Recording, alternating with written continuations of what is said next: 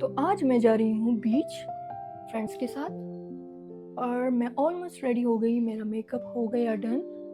मैं कपड़े चेंज करके किचन की तरफ जाऊंगी और चाय बनाऊंगी और चाय के साथ बनाना ब्रेड, क्योंकि कुछ ना कुछ साथ लेकर जाना है। तो ऑलमोस्ट हो गई रेडी, तो मैं हो गई रेडी।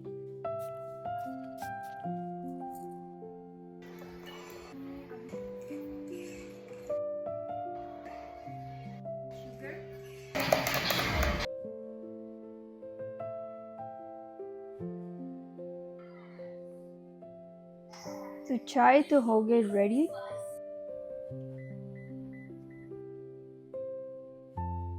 $77 ये कौन सा बीच है? मैं तो फर्स्ट टाइम जा रही हूँ। लेट्स सी कौन सा है।